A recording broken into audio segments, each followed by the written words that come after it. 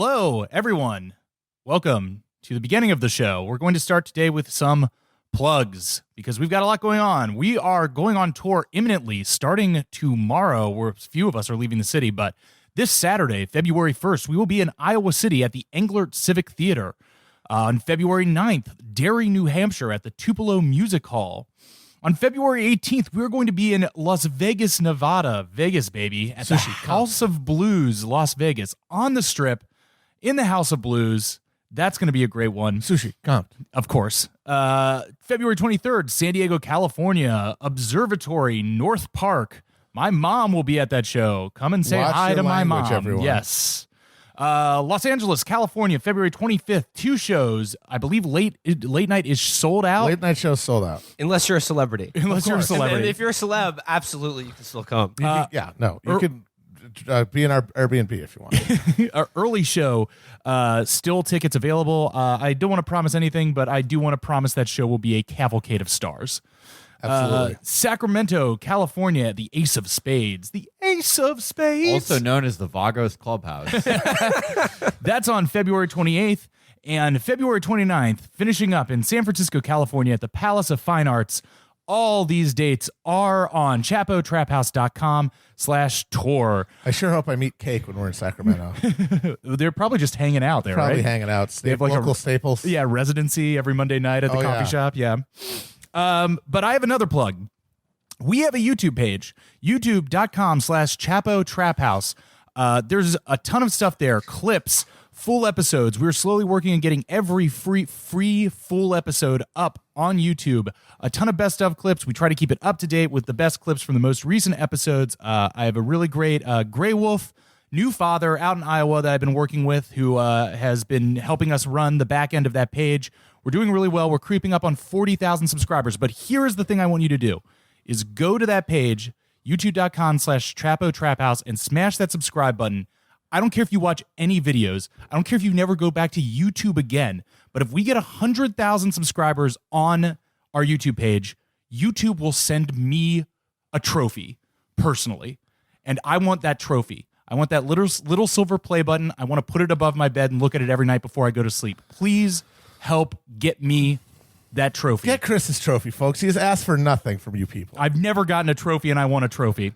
And also, if we get to 100,000 YouTube subscribers, I promise to become a YouTube guy. I will record from the front seat of my car. I will talk a lot about waist-to-hip ratio of comic book women. I'll care about video games a lot. Soy Face Abby. Oh, it's coming. Yeah. Unboxing videos coming. Yeah. If we get 100,000 subscribers, I pledge to make all of them leave by posting cringe. And they will come to Chris's house to take away his trophy. No, you can never. You can have it when you pry it. Mole and labe, motherfucker. Anyway, get me that trophy. 100,000 subscribers. YouTube.com. Hashtag get Chris a trophy. Hashtag get Chris a trophy. YouTube.com/chapotraphouse. Now the real show. Bye.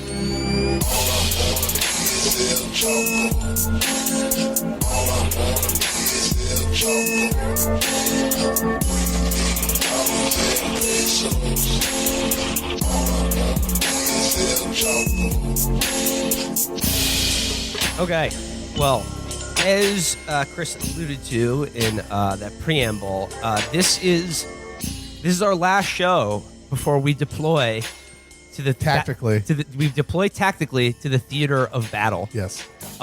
We are going to Iowa tomorrow. We are 1 week away from the first votes being cast. Woo, oh my God, time flies, doesn't it? It hasn't felt like every day lasts an eternity or anything. The next time you hear this, Donald Trump may have lost the election to Bernie Sanders in Iowa, the first state to vote. Honestly, that's not far off. It's possible. That's possible. But okay, so in light of that, like we're about to go to war, and I know many of you, our listeners, have already been deployed. You are deployed strategically to New Hampshire, to Iowa. You've been knocking on doors. You've been making phone calls. You've been texting. You've been putting in the work. You've been making it rain on the campaign for our boy. So it's all about to get real. So going into battle, I'd like to begin today's episode with a sort of a meditation that I'd like us and all of you to like ruminate on and hold with you in the week to come. The way of the samurai is found in death. Meditation on inevitable death should be performed daily. Every day, when one's body and mind are at peace, one should meditate upon being ripped apart by arrows, rifles, spears, and swords, being carried away by surging waves, being thrown into the midst of a great fire, being struck by lightning, being shaken to death by a great earthquake, falling from 1,000-foot cliffs, dying of disease or committing seppuku at the deaths of one's master. And every day, without fail, one should consider himself as dead. This is the substance of the way of the samurai. Is that Lizzo? No, what I love about this is this is finally the chance. Like, people have been putting out so much work. We're talking about text. We're talking about donations. We're talking about canvassing. But most importantly enough, of course, we're talking about online harassment. Yes. So many years. It's been 4 years of nonstop fucking online harassment. I'm sure during the depths of a binge where you're posting pig poop balls and near Tandon for the 50th straight time to try to get her to block you, you're feeling like maybe this is worthless. But honestly, think of all that time online as mining for Bitcoin, right? That's your computer mining for Bitcoin. And now, Iowa Caucus, it is time to turn that mined Bitcoin into the dark web fentanyl of electoral success. Let's do it. The things that have made you a failure in your life, your loud monotone voice, your insistence to just argue about things when no one wants to argue, your propensity to wander into schools and scream. This will all lead to victory in the Iowa caucuses, where all these traits are rewarded. Felix will feel very comfortable in the caucuses Oh, there we go. Yeah. because you look. Are you implying that I'm a white man? You just look like one of the Tsarnaev brothers. We all I know do. this. No, I have wide cheekbones. Yeah. I do believe in the Gazar theory. I do believe that I am a descendant of Genghis Khan, and I also believe in an alternative history model where the steppe is located in Iowa. I mean, so the this is thing a is, very special tour for Those me. those step dwellers, they got around. They really did. Yeah. They really were the straw that stirred the drink of like early modern civilization. I Yeah. still argue you're the sloppy safety. Well, no, I think I'm the third Safety, but we're also all descendants. You're all of- Khazars. Yeah, we're all Yeah. descendants of Genghis Khan, and we will be returning to Genghis Khan's homeland of Des Moines, Iowa. Well, and per Genghis Khan, we will also be taking all the other candidates and their supporters and measuring them against the wagon wheel. Oh God. Well, I think Amy Klobuchar is a direct descendant of Tamerlane, and I respect Yes, her. correct. Yeah. Well, I don't know how you feels, guys, but like I feel like it's the big game is coming up. Yep. And I just have literally, we're gonna watch the Super Bowl like the day before the fucking caucus. like it's just the big game is nigh. I feel like our team we've been training, we've been practicing. I feel like we have the best players, the best coach, We got the killers. the best killers, the best organization. But I just feel like there's a nervous energy. I think we're all feeling, and it's sort of It's like a static electricity. I want it to be over. Yeah, But it's just it's the anticipation of Woo. you can know? taste it in the back of your throat. I can taste it. So like obviously, everyone's sort of like walking on a razor blade right now. I just saw that Emerson poll. I had to get talked down. I was too horned up.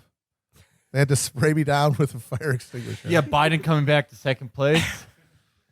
Matt had to hit himself in the head. I with had the to hit comically myself in the head with a sized giant mallet sledgehammer. over and over again. My eyeballs had to be sewn back into my head after bulging out onto their stalks.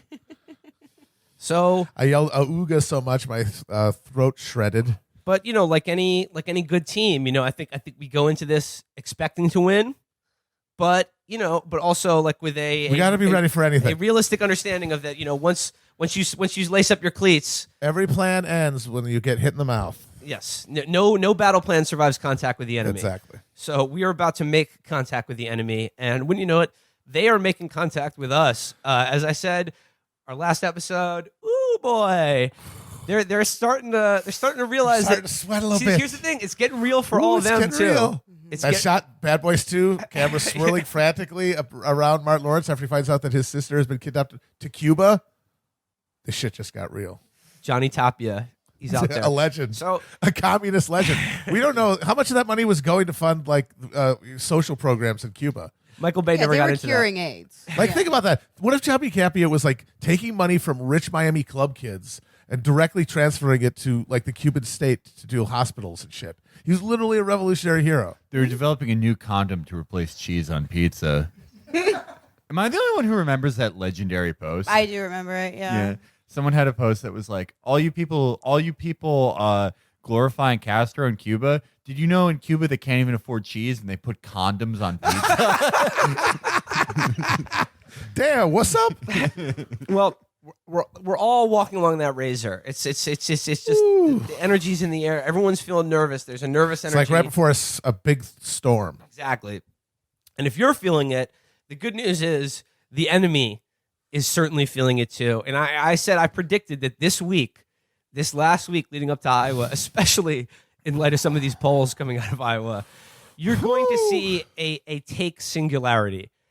And by that, like particularly among Warren supporters who are going to vote for Biden after she drops out. Right. And are looking they for don't want to any- have to make that pivot, but they know it's coming. They're looking for any reason, just any excuse Any way to to avoid grasp that. on to. And, like Joe Rogan is the latest one. Well, we can talk about that in a Well, little I bit. want to say something about that. We can talk about that in a little bit. But I just want to give you guys all the articles are coming, and wouldn't you know it, they're exactly the same as the ones we read last week and 4 years ago. So I want to start out with probably, I think, the most delicious of them today. This comes to us courtesy of Politico. Headline, this is just an article that came out just today. Headline, they let him get away with murder. Dems tormented over how to stop Bernie. The party establishment is caught in a catch-22. You know what? That sounds hyperbolic, but remember, his wife did murder that college. They just had the remains of a college, the entire dining hall under the foundation of their lake It's house. buried in the backyard, like in Goodfellas. No, it sank with the car in the water. All right, here we go. This is by Natasha Korecki. More like Natasha Wrongy. I would have gone with incorrectly, but okay. Oh, that's better. Yeah. It's fine. We do punch-ups. Okay, what if it was Natasha Koresh and she was David Koresh's daughter? Did I say here? We have a winner. Here we go. With Bernie Sanders gaining steam a week before the Iowa caucuses, tormented Democrats are second-guessing what they say was a hands-off strategy against the Vermont senator in the 2020 primary. They fucked up again. I can't believe the DNC fucked up. They fear a repeat of 2016 is in the making, when mainstream Republicans scoffed at the idea that Donald Trump could ever win the nomination until he became unstoppable, only this time from the left.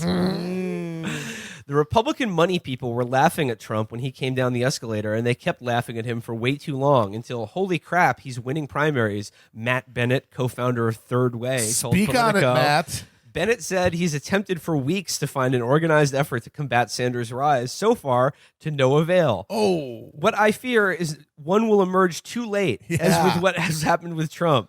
Honestly, it's too late now, I think. I think they already missed their window. Many Democrats say they respect the support behind Sanders, but fear a self-described Democratic socialist would cede must-win battlegrounds to Trump. Sure, yeah. Swing state voters have a higher concentration of swing voters. No, sorry, swing states have a higher concentration of swing voters. We need a nominee who draws them Yeah. to... Yeah. I don't Yes, know. correct. Wow. And okay. swing voters Sure. they are not moderate. They are lunatics. Yeah. They have the typical American crazy quilt of beliefs that all contradict each other I and mean- they've never thought about for more than 5 minutes. That's mean- why they swing. Again, we have to also acknowledge the fact that is normal and we are weird.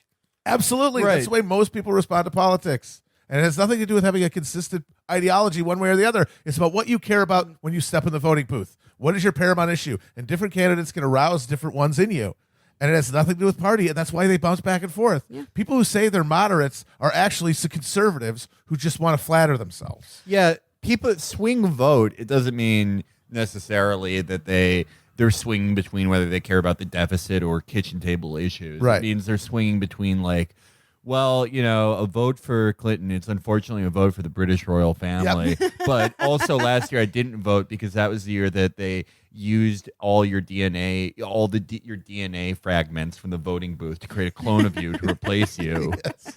That's the swing Yes. voter. That's Okay. why they But swing. I would say, though, that those people also sometimes refer to themselves as moderate, when in fact they are a decoupage. Absolutely, of- they think they are, but Yeah. that doesn't describe Yeah. them. You can't in America. You cannot allow people to self-describe their politics. What do you hear who this quote is attributed to?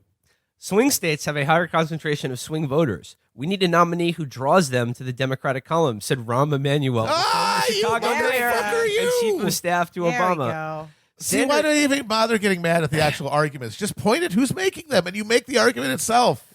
And Manuel continues here. Sanders' theory, like Trump's for the right, is based on the notion of a higher turnout of infrequent voters.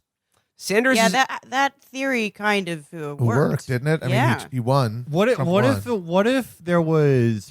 if this four-fingered cretin had an opportunity to work in the White House, and it was because someone won on the model of activating infrequent voters? That would have been crazy, right? That is so that would have been nuts. Sanders is in a strong position based on recent polls to win Iowa and then New Hampshire, a 1-2 punch in the first two states that could make him hard to stop.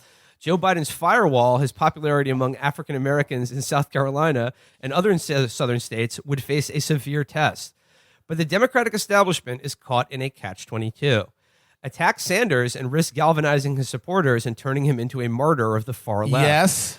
Or leave him alone and watch him continue to gather momentum. Yeah, that's all you got. Well, they did try the second thing forever, like leaving him out of every fucking that poll. was the plan in 2019. Ignore him and he'll go away. And they're panicking now because they do have... This article is right that they do have to have a different strategy. But honestly, they might have waited too long. Too already. late.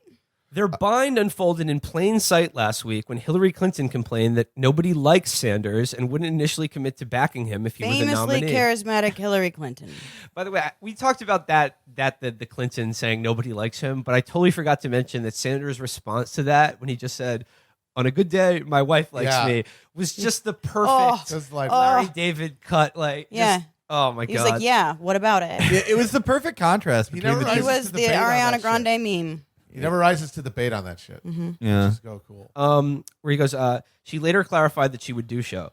Clinton suffered a backlash, and Sanders has only gained strength in recent days. That's largely why Bennett's push for organized opposition to Sanders isn't gaining traction. We're not wanting to put our finger on the scale in any kind of way, said a board member of Priorities. Yeah, we never do that. Please don't look at those DNC emails at all. We're not wanting to put our finger on the scale in any way, said a board member of Priorities USA, the Democrats' largest super PAC. By the way, talking about putting their finger on the scale, I know we're all feeling good, but check out who they've just changed. I was just going to say that. To they've nominated them. They've nominated them. But that is clearly their first bid to control this process. The DNC fucking is Podesta, including John Podesta, who they've nominated, and Tom Perez has put up a bunch of his other cronies to be on the the rules committee. Yeah, the different inspiring Tom Perez of the Make-A-Wish kid, the ruling the Democratic Party, the ruling committees within the DNC, the convention. Well, the sad thing is, Tom Perez nominated them, but they have to elect them because he is dying. Yeah, he does. That was bring his them wish. He's got that was his Make-A-Wish. Can we want to put a daisy cutter munition on the electoral board? And they have to, because it sounds like his larynx has been irradiated for 20 years straight. All I can say is that I pity the cheese pizzas of Milwaukee, Wisconsin this summer. Watch out, gang. Well, stay safe out there. They're clearly preparing for a brokered convention. Oh, yeah. For sure. Honestly, I was giving this out earlier. Bernie could win outright. I don't think any of the other ones can win outright. I don't think they could get the votes.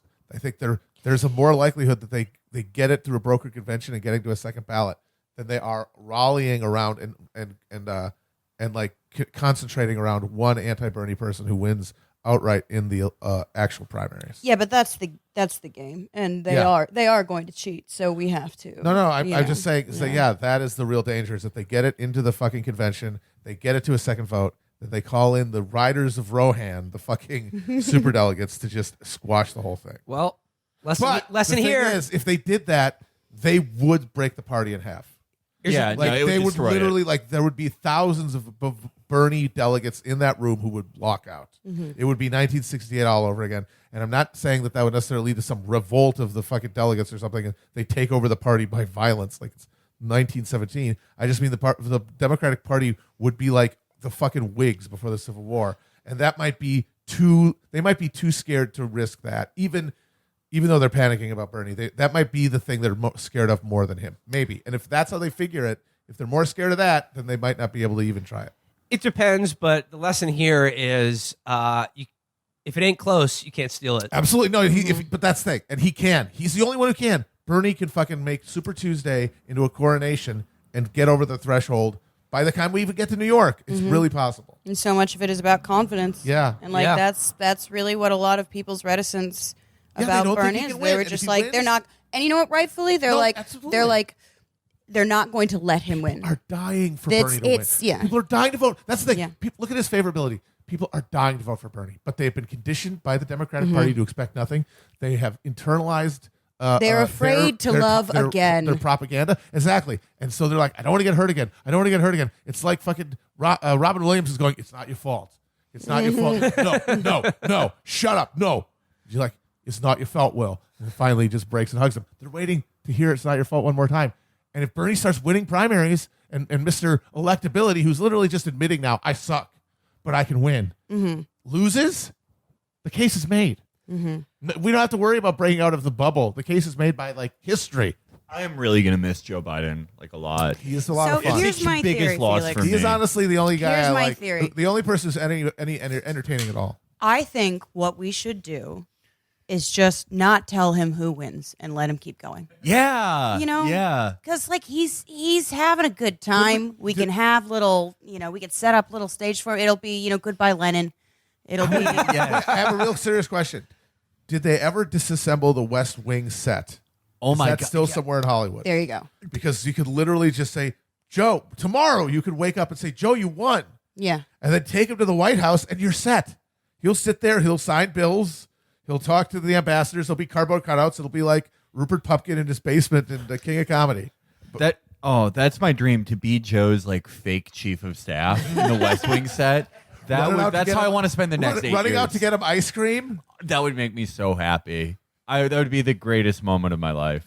By the way, Hunter trying to like cut deals with PAs he thinks are ambassadors. I would love to do this.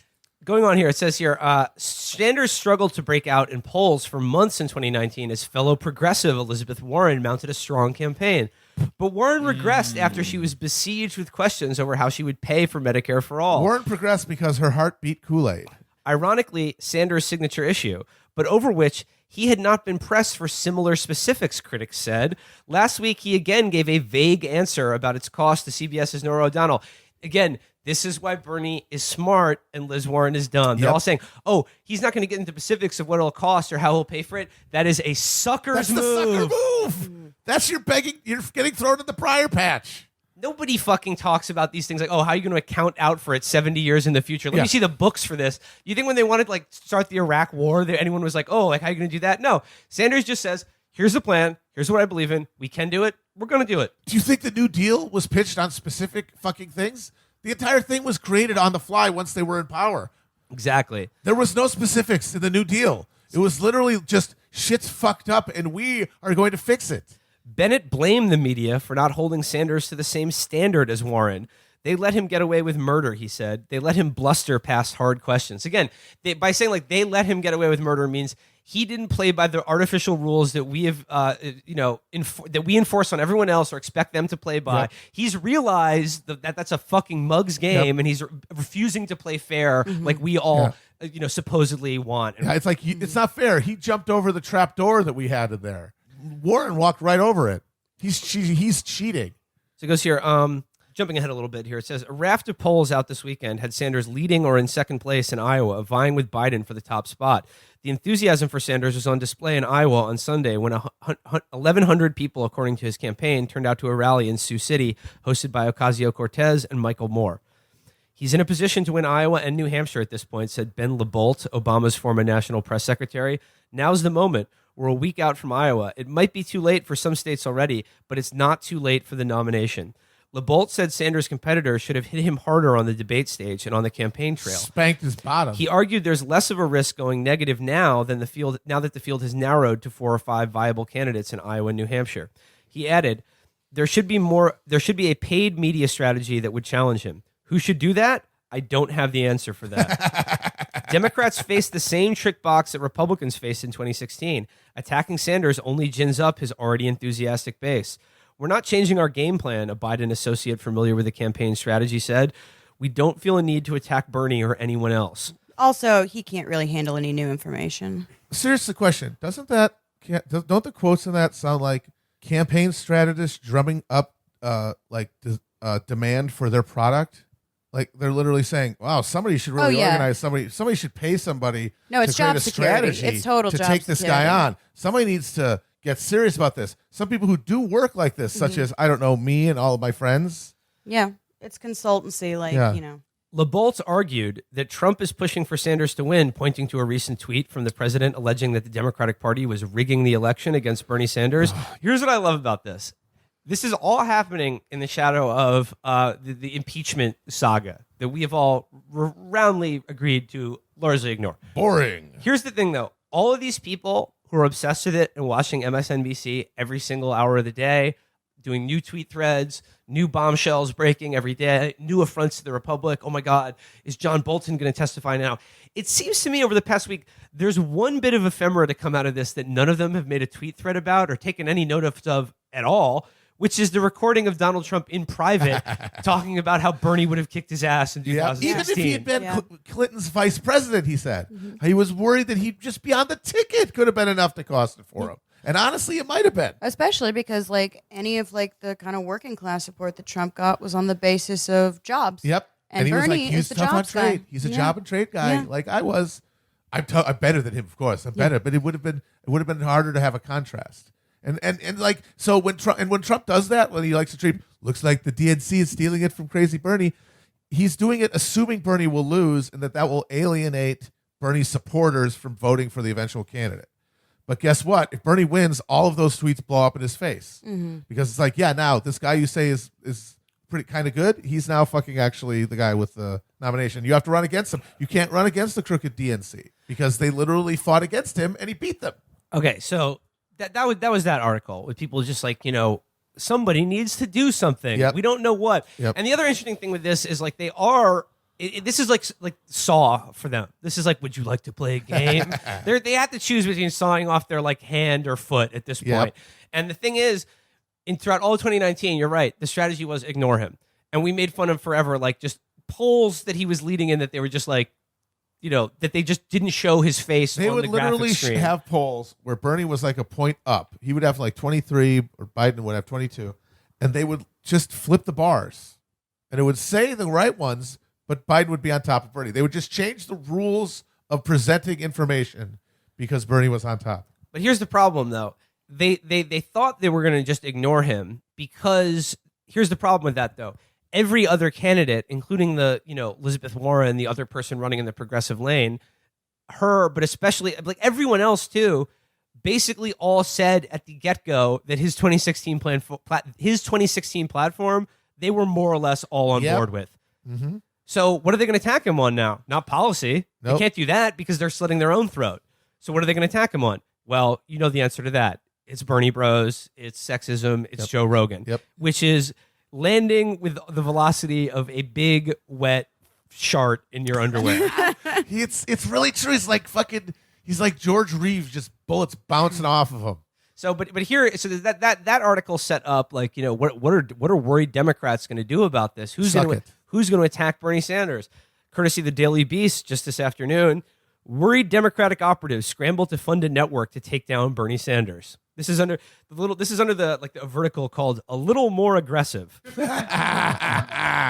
A group of loosely affiliated Democratic operatives have been in discussions about putting together an effort to attack Senator Bernie Sanders should he end up winning next week's Iowa caucus and potentially the New Hampshire primary a week later. The talks, which two sources described to the Daily Beast, are in their nascent stages, but have already hit a snag.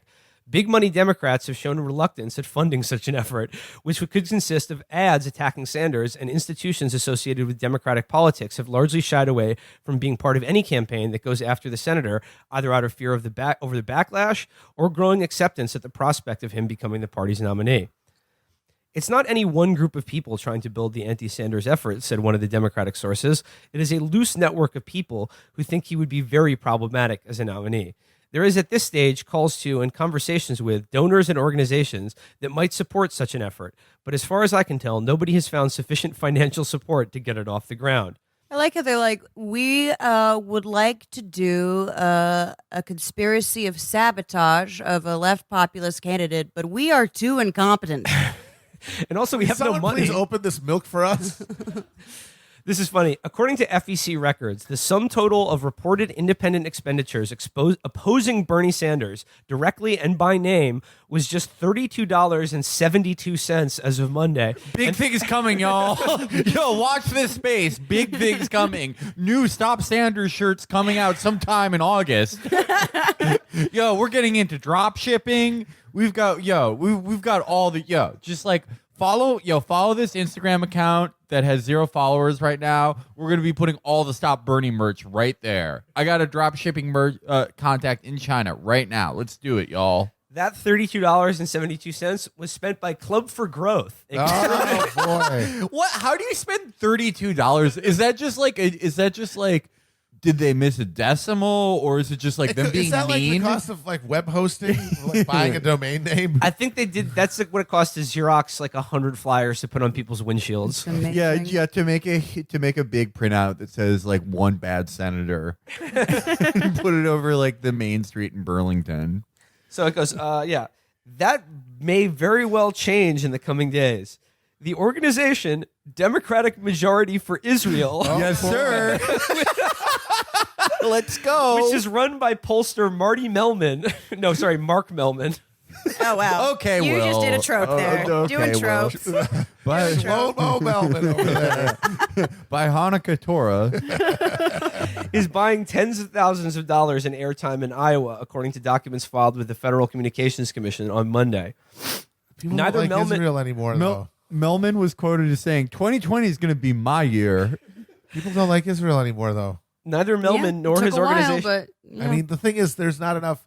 They don't care enough about it to move the policy. But like, just personally, they don't like it. People, unless you're a snake handling Southern psychopathic evangelical who wants to like do a doom level in Palestine when the rapture happens, you don't give a shit, or you think Israel sucks. Right. The only people left in America who like actively give a shit about Israel are like, people who have raised their truck 36 feet off the frame. The righteous and gemstones. and people who have to go on Tucker Carlson to reiterate that they're not a pedophile. Yeah. Yes. Those are like the only true groups that are like really like into it. Yeah, the Ted Haggard vote, basically. Yeah. This is my new book. That's actually my niece, and I was taking her to dinner. That's the title. Thank you for having me, Tucker. Allegedly, parody. Even members of Biden's official campaign suggest that a sharper contrast may be drawn between the candidates soon. Yeah, but Biden looks shitty in comparison to Bernie. Here we go. One is a socialist, one is not, said Dick Harpootlian, the former South Carolina State Party chair. God. And Comes from a long line. He comes from a long line of Armenian whalers. I was. That was on the tip of my tongue, but I couldn't do it. Quickest gun in Queens. Me. Dick Harpootlian, the former state party chair and member of Biden's National Finance Committee. If the Democratic Party believes nominating a socialist is the way to win in November, they need to start drug testing at the National Committee. Which, by the way, is a policy I'd like to introduce. Hey, Eurovan, come get your mans. If it were up to me, I would be a little more aggressive, said Harpootlian, addressing a question about post-Iowa posturing. No, this is Come silly. on, Glenwood, This wake is up. silly. Yeah, I'm come on. sorry. Get a real Glendale, name. come on, wake up. Get a real name. In certain circles, however, there is confusion and fear that the nomination process has gotten to this juncture with little pushback against Sanders at all. Reasons for that vary, but among operatives on competing campaigns, the main explanation is that few, if any, saw utility in going after the senator at all. Read between the lines. Too scared. Yeah. Well, they also thought he wouldn't win because they have internalized every element of their ideology, and one of them is that the America is a vast ocean of reactionary bigotry. That most Americans are very conservative to fascist. Yeah. And your job as someone who is even vaguely to the left of center is to massage this beast softly without getting bucked off of his back. Because if you awaken him, he will eat you. And that is their underlying assumption. And so they really do think Bernie would lose because they really do think that when America hears socialist, even though they've heard nothing but socialist, for the 21st century, they'll go crazy. Yeah. Poll after poll shows that Americans generally are to the left of your average, like Democratic politician, and they just don't believe it. As much as they like polls, they always ignore those ones. It's true. It's just they don't care enough to vote because none of it changes. Yeah. They aren't represented they're not among wrong. they are not represented. Yeah. Biden and Sanders have gone after each other on Social Security, with Sanders correctly noting that Biden previously called for reductions to the program in the Senate, and the former VP accusing his opponent of muddying his record. Warren went public recalling a conversation she had with Sanders in which she said that the senator expressed his belief that a woman could not beat Donald Trump, which Sanders denied multiple times. And on Saturday, Buttigieg sent a fundraising email titled "Bernie Sanders Could Be the Nominee." The post goes on to say that Bernie Sanders is raising tons of money. He's surging in the polls, and he has dark money groups attacking his competitors. Excuse me, what? You just renaming shit? Someone said I forget who made this joke on Twitter, but they said that dark money groups is what Buttigieg's campaign calls black voters. Yes, that's very good. So it goes here. Just at the end here, one more funny name. He is not my first choice, said Rufus Gifford. A prominent Democratic fundraiser who supports Biden. A rooster who is a courtroom lawyer. A bashful hound dog in a straw boater. He has suspenders on his suspenders. Part-time lobbyist and full-time riverboat gambler. So, I mean, that's just a. I have a last one, which is truly nauseating. But that gets into this gets into like I said, they're in like the coyote that has to wonder, like, do I gnaw off my own leg to get out of this bear trap, or just starve to death and die of exposure or being eaten by another animal? They're facing this right now because they genuinely cannot attack him on policy because they've all said to the Democratic electorate that we want all the same things he does. It's been the lie of the Democratic Party since time immemorial, and they never got called on it because there was anybody running credibly who was actually promising to do that stuff. They can't really. They're trying to say, oh, it's so dangerous because he's such a radical. Like, it's such a risk to nominate him. But I mean, the lie to that is any national poll. Yeah. Like any poll of him versus Trump in any of the states that are going to decide it, or just overall likability, or how about the actual Democratic primaries that are about to happen? The skullduggery gentleman waved some singular poll, some Mason-Dixon poll that had Biden up in Florida and Virginia as proof of something. There was a poll out of Florida like 2 days ago with Bernie beating Trump by 10 points. So, okay. What date are you going to go They can try to do that. It's possible. But that seems increasingly ineffective. What are they left with? Well, I said it before. The same shit they did in 2016. Bernie bro stuff. His supporters are harassing journalists. My menchies are violence, misogyny, sexism. Joe Rogan. Oh God! And Joe Rogan is the new thing now. Well, that got me I thought you were going to get to the Atlantic. I am. Oh, I'm going there good. after this. A perfectly frumulent article. Yes. I'm bringing up the Rogan thing because the whole preamble of. I'm sorry. I'll just say it. Like, this is David Frum writing in the Atlantic, titled "Bernie Can't Win." This is, by the way, he wrote an article in 2016 in the Atlantic called "Trump Can't Win." Yeah. So, but of course, again, another point for Bernie. But what he means by can't is not what you think he means by can't. He doesn't mean it's not possible for Bernie to win. Yes, but that headline, Bernie cannot. That would be disastrous. But that for me. Headline, however, was intended to be read both ways. It's very. It's there's a Straussian meaning underlying it. Well, exactly. Like with all of these Straussian. Yes. Yeah, no, this is neocons. This is perfectly Straussian, Matt. Because with all of these, like especially the David Frum thing that I'm going to read, it's like you have to understand the eso and exoteric truths that are being communicated here. And like the exoteric truth that Frum and everyone like him, Jennifer Rubin, literally every Iraq war criminal coming out of who are now all just being like, it would be a huge mistake for the Democrats to nominate Bernie Sanders. Take it from me. Yeah. Someone whose opinion you should fucking, someone who doesn't want anything good ever to happen for anyone. And the exoteric truth that they're telling you there is that, like we've said about before, this is their last ditch effort to get you to doubt yourself and to be like, no, you don't understand. It's too dangerous. It's too dangerous. This will never happen. Even if you get what you want, you're going to fail in the long run. It'll never happen. This is their last ditch effort to just try that one more time. The esoteric truth is that this is an existential threat to me personally. Absolutely. So actually, you know what? Let's just go into David Frum's thing. This is David Frum writing in America's worst magazine, The Atlantic. Dog shit. The magazine run by the porcine prison guard, Jeffrey Goldberg. Bernie can't win. Subhead. But unless other Democrats take a page from his book, stressing the practical over the theoretical, the universal over the particular, they won't prevail either.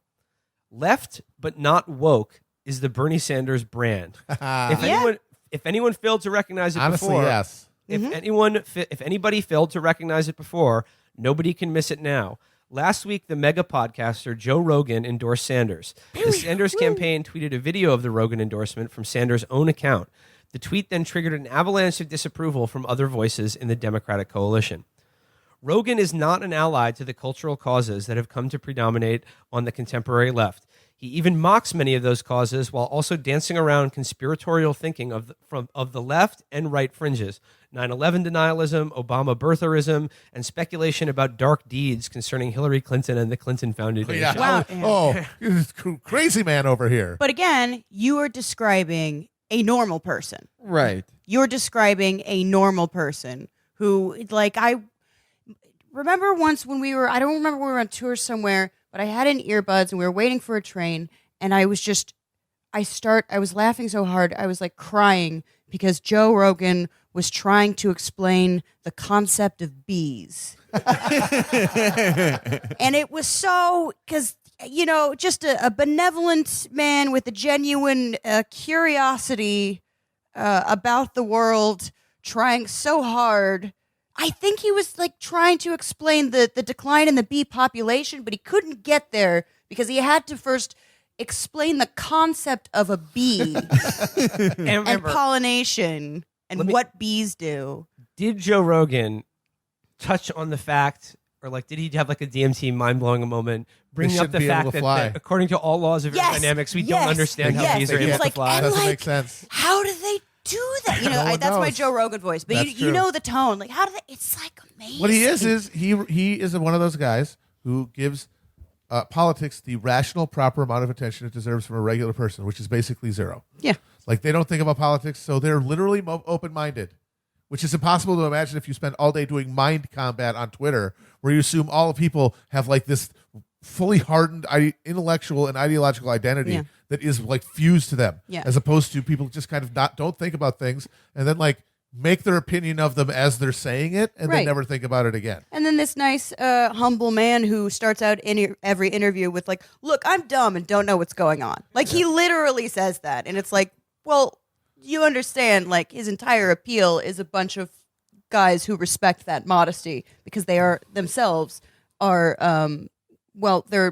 not as cool enough to be able to admit that they're dumb. He is the moderate voter. Absolutely, that's your moderate fucking voter. And it's like, Joe if Rogan. he does stuff that's racist and sexist and bad, that's because that's the ambient thing. You say that all the time, that America is sexist and racist and patriarchal and all that stuff. Why wouldn't regular people have that as some sort of background radiation of their thinking?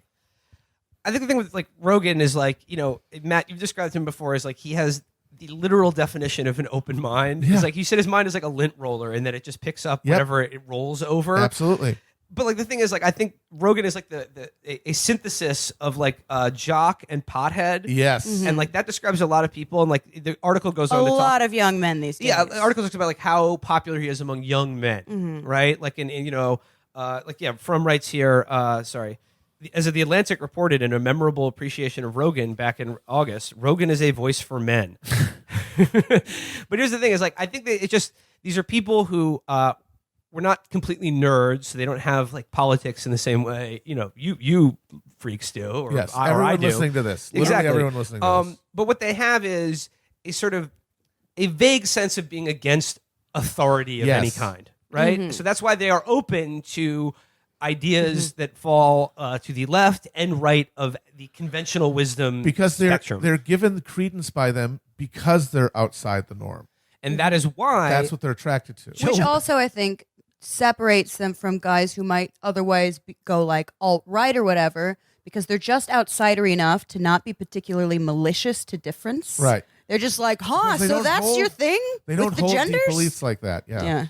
So it goes on to quote from an Atlantic piece about Joe Rogan. And then Frum continues here. Former Vice President Joe Biden replied to Sanders' Rogan tweet with a pointed tweet of his own. The tweet was, "Let's be clear. Transgender equality is the civil rights issue of our time. There is no room for compromise when it comes to basic human rights." Yeah, Okay, Joe first of all- Biden said that. First of all, I would like to say that, like, I was talking about this earlier, and I'm like, you know what? Joe Biden is probably not transphobic. He's probably like, oh, that's the thing you're doing? Huh. Like, is the he's man. so confused and gone at this point that he does not care. They asked him how many genders are there, and he said at least 3. That is One of the adorable. funniest answers That a is politician has ever given to a adorable. question. You want to kiss him on the head like Hans Moleman after he says Yeah, something he's- like that. he's- Bless you for trying. He's trying, you know? Absolutely. Yeah. No, I But agree. also, the civil rights, like, battle of our time is a little bit of a weird phrasing because it implies that we're done with all the Exactly, other yeah, civil it's like, rights stuff. We're which still got a lot of we're catching up not. to do.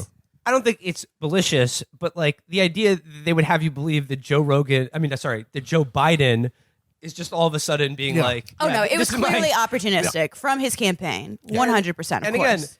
throughout this whole Rogan controversy, He does not know that tweet was made. And I'm using controversy here Yeah, nobody very actually gives a generously shit. because Yeah. this is so People- not it's a so funny. thing. You see yeah, people online 300 just people hyperventilating. online who are completely fine with, say, that spend all of their time, using Harry Potter metaphors, who have no fucking problem with J.K. Rowling. Yeah. Like, all of the sudden, like, this is their cause celeb. And also, why are you going to hit him? Like, again, it's not like Bernie went on Rogan and co-signed everything Rogan had ever said. Well, like, he does, but no, he did. He did.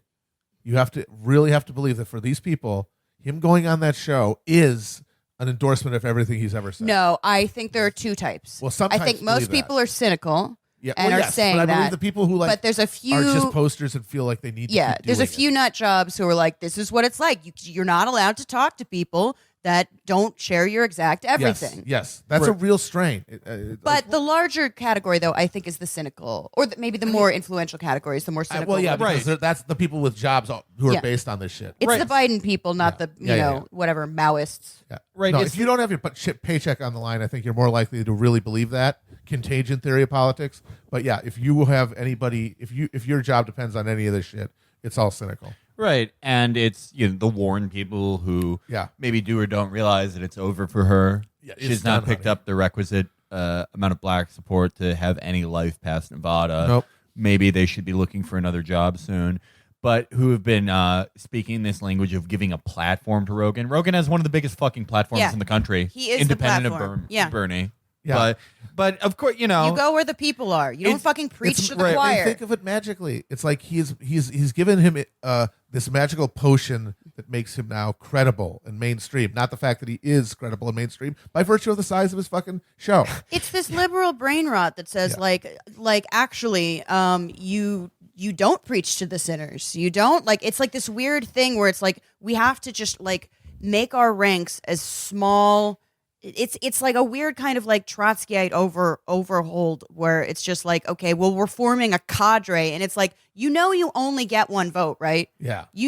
Can you fucking count? Yeah. Learn to fucking count. it's this weird form of like mutated Protestantism and Puritanism in American culture that just keeps rearing its ugly head. Where it's like it's not enough to like support a like as Bernie himself says many times, signing on no matter where you're from to enthusiastically endorse no matter where you come from the most left wing candidate that's run for president since Eugene Debs probably that is pitching a like multiracial, multi-generational working class coalition based around working class issues and the redistribution not of just of wealth but of political power Yes. to the working class in this country. It's just not just enough. You have to do that, but unless you are of totally pure heart and free from sin, not just sin like that you do in like the things you say, but free from sin in your heart. Yes. That and like that is the problem that they have with it because they think none of these policies will cure people will change what's inside people's hearts. Yes. Yeah. Well, Which and is- it's contagion theory too, because they're like, Yes. this is going to bring the filth into the Bernie movement. Not Bernie is actually changing people's ideas and minds. Exactly.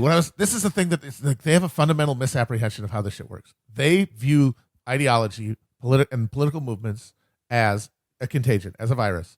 You let one Joe Rogan listener, one unreconstructed Joe Rogan listener who maybe didn't go to college, hasn't learned the right words to use, hasn't gone through the literal like social conditioning to make you value those things like being not racist and being, trans positive as personality traits. You literally do learn that shit in college. Mm-hmm.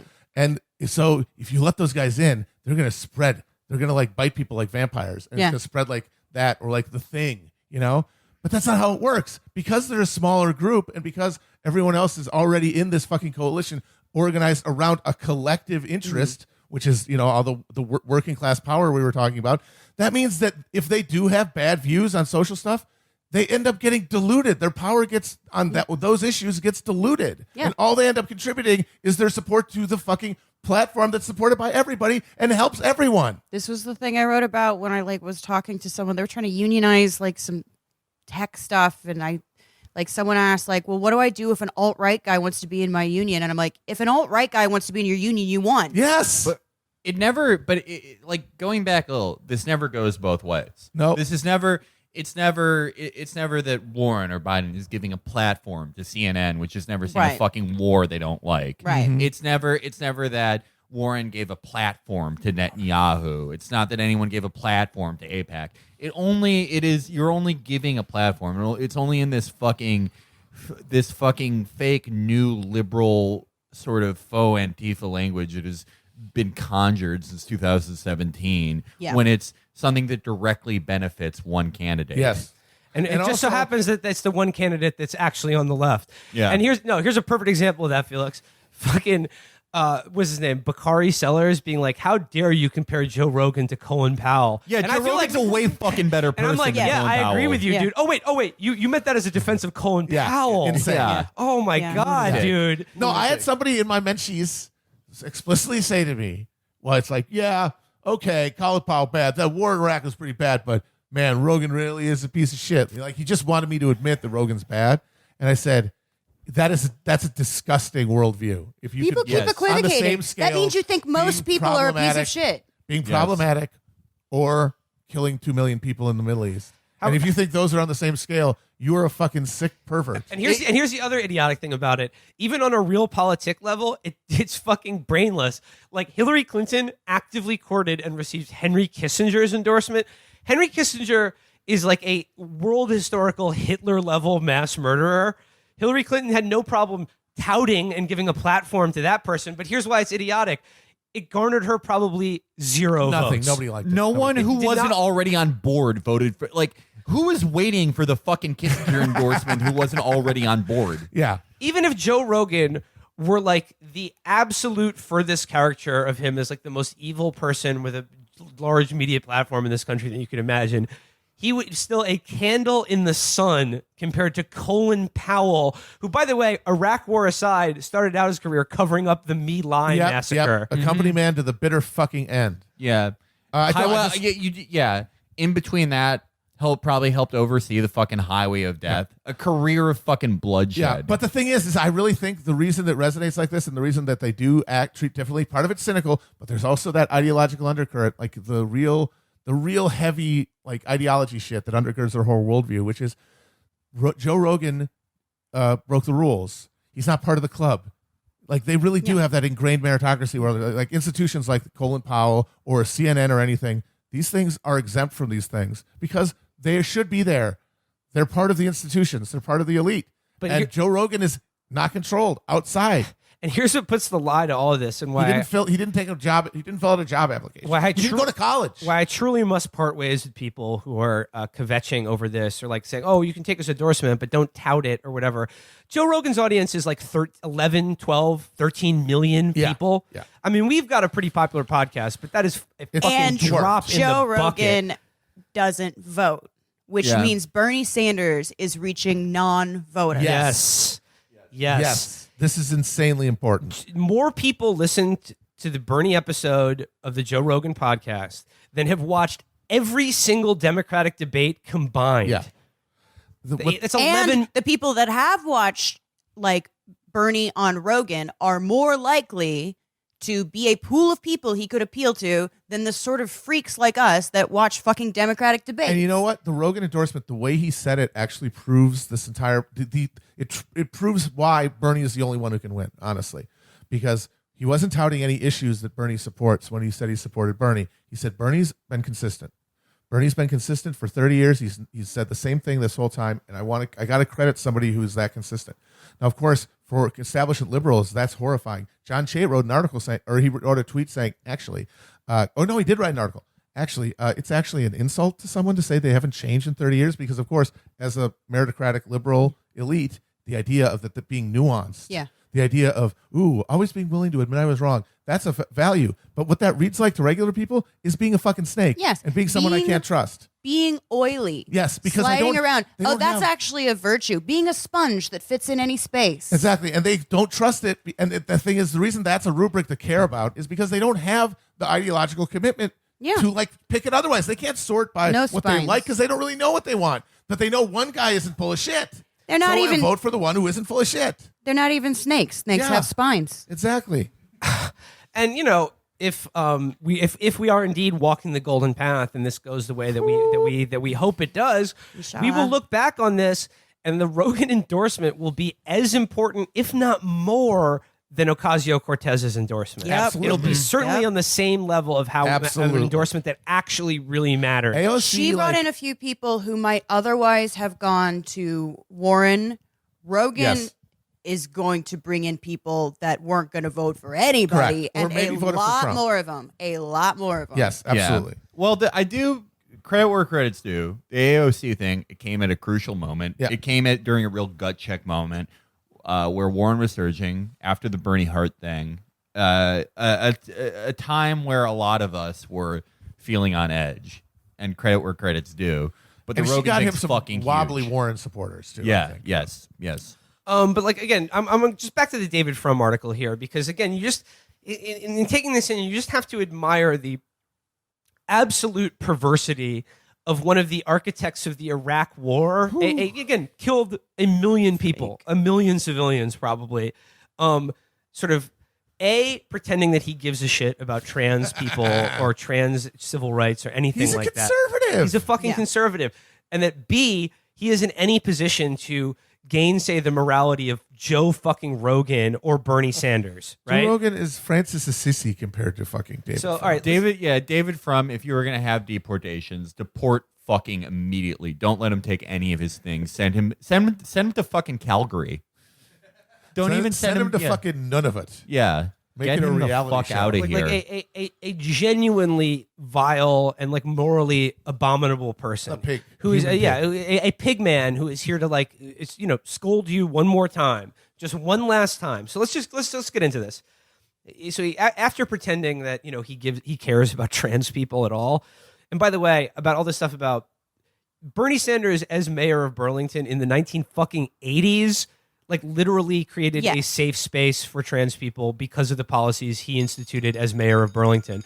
He is fucking Joe. All these fucking people ran against gay marriage as recently as fucking 10 years ago. Yep. Well past the point at which a lot of people, When David Frum's war started blowing up in their face, they used gay marriage as a fucking wedge issue to fucking hold on to power. He fucking did do that. Yes. Yeah. They're so proud of themselves. Well, we placed on swing states. We placed controversial gay marriage referenda on the ballot, hoping it would juice turnout among evangelicals. Yeah. If we're going to be talking about this, how many fucking people killed themselves because they made that a national issue when they were thinking about coming out as kids or something like that?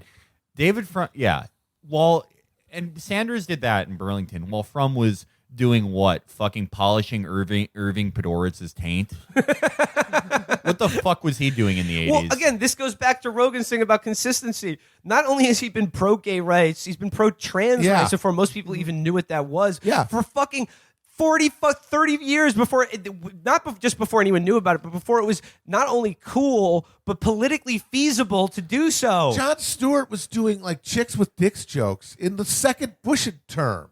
That's how fucking recently no one gave a shit about trans issues at all or thought it was a joke. So here he goes, from here. But Sanders is a Marxist of the old school, of dialectical materialism. Yes. From the land that time forgot. Class relations are foundational. Everything else is epiphenomenal. Sanders may have outgrown the revolutionary socialism of his youth. He seems to think in terms of ameliorating bourgeois hegemony rather than overthrowing it. He is not necessarily hostile to transgender claims. He has co-sponsored the current version of the Equality Act, which includes transgender people in the classes to be provided equal public accommodation and to be protected from job discrimination. Oh, yeah. Yeah. It would Well, seem he like didn't read out a list while crying. No, Amber, here it goes. So he says he seems to not be hostile to transgender claims because he's literally sponsoring the Civil Rights Act that would cover discrimination. And has historically well before anyone even knew what that was. But he goes here, he continues, but Sanders certainly does seem to think that such concerns are secondary. Compare and contrast the answers that he and Elizabeth Warren gave at the December 19th Democratic debate in Los Angeles. I mean, again, you can read the article. I'm skipping ahead here. No, but that's the one where she says, I'm going to read out the names of trans Yes, people. yes. And I got to say, if you are thinking of the answer to the question, what policy would do more to help the lives of trans people in this country? Would it be the legislation that Bernie is sponsoring, or would it be reading out the names? Liz of women Warren's who got histrionics. killed? Which one of those is going to actually help someone's life? And if you pick reading the names, you are in cloud cuckoo land. Yeah. It's all a show. Imbecilic. Fucking imbecile. So he goes here. Pretty sure trans people need health care. Yeah.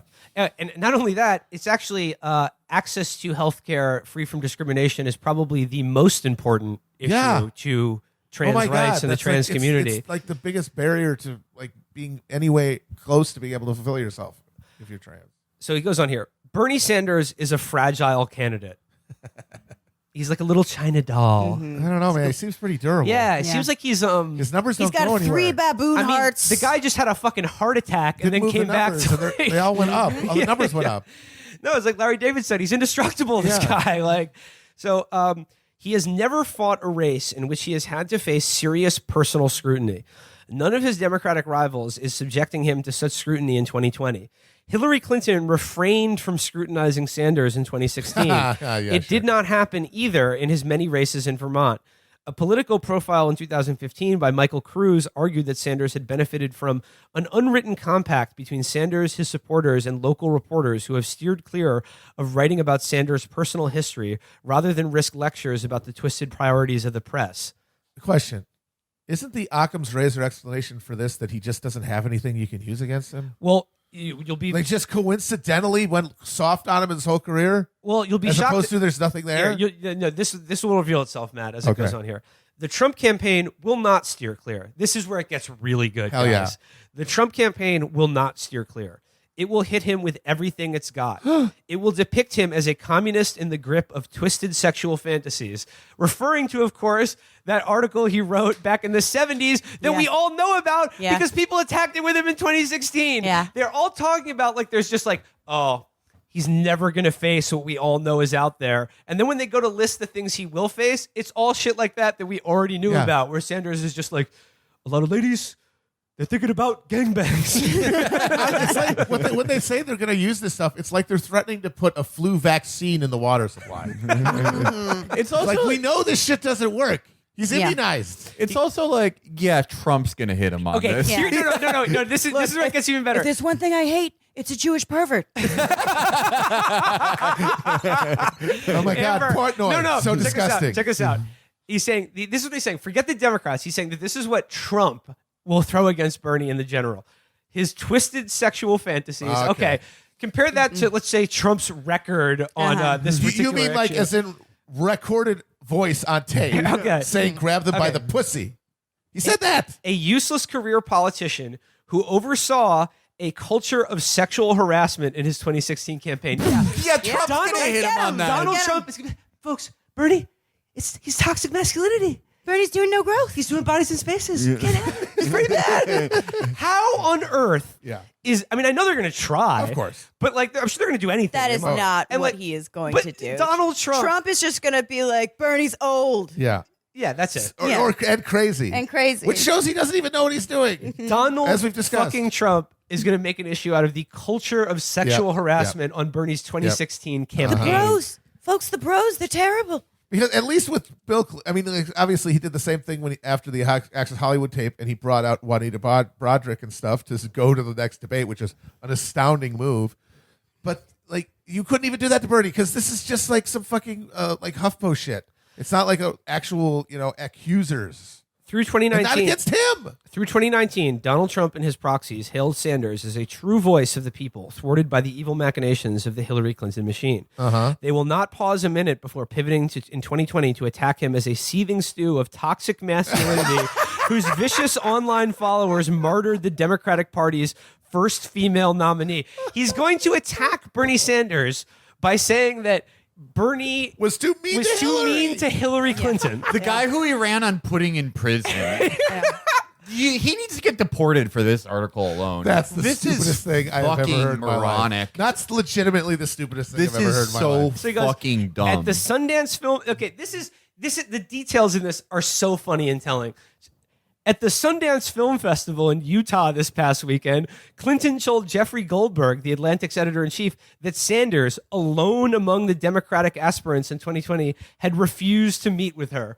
God, that makes it sound so cool. Put that in an attack ad. Yeah. I was at the Sundance Film Festival, and Bernie did not even pick up the phone to ask me if he could, my permission to run for president. Can you believe that? Which is amazing, too, because it probably wasn't even a snub. He was probably sitting in a windowless room eating coleslaw. I mean, I like it better when it's room temperature. if those ads are pitched at like Hillary dead enders, it might work. They end it with a picture of Hillary at Trump's wedding when they're all smiling. Like, Yeah. I'm the actual friend of Hillary. I think she's a special lady. It was her moment. It might be Victory Hillary turns the bill. I'm just saying. I think that would probably secure Sally Albright's vote. It goes here. This okay. Are you ready to have your mind blown by this next? Strap me in, sentence here? Haas. Okay, here we go. If Sanders wins the Democratic nomination, you will hear Clinton's negative assessment of him repeated so often by pro-Trump talkers that you will almost think Clinton is Trump's running mate.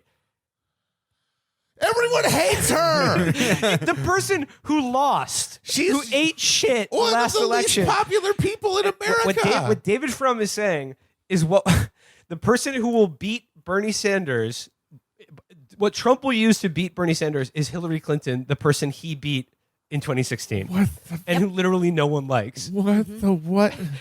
Here he goes. Trump will terrorize the suburban moderates with the threat that Sanders will confiscate their health insurance and stock holdings, if not their homes. Trump accused Democrats of pro-Ayatollah sympathies for noticing that his story about the killing of Qasem Soleimani was full of holes. In 1980, Sanders joined a left-wing party whose presidential candidate condemned anti-Iranian hysteria around the U.S. hostages being held at the U.S. Embassy in Tehran, suggesting that many of them are simply spies or people assigned to protect the spies. Correct. Correct. 100% true. Yeah. Okay. The members of the team around Sanders are experts in Democratic Party factional infighting. Few have dealt with people who do not play by the rules of the mainstream Democratic Party. They have always been the rule breakers, the people who got inside other teams' decision cycle. They have been the Minutemen fighting the Redcoats, picking off the other side's regulars from behind trees and fences. What? Now they are, okay, this is really great. Now they are about to experience what happens when a militia faces off on an open field against a ruthless modern army with cluster bombs and napalm. They will be shredded and torched. Okay. That is a very specific list of war crimes that a modern military can achieve coming from David Frum. Seems like he's actually quite familiar with the process of that. You will be strafed with depleted uranium from an Apache longbow. Okay, again, keep in mind, David Frum in the Bush White House in his first term could not be more closely tied to the war on terror and the war in Iraq and Afghanistan. David, how did those actually turn out when a modern ruthless army armed with cluster bombs, white phosphorus, depleted uranium faced off against an irregular guerrilla force and counterinsurgency? Can we check the scoreboard on that and then Vietnam before it? Because the actual record here, you seem to be saying, is actually quite good for Sanders in this metaphor here. Yeah.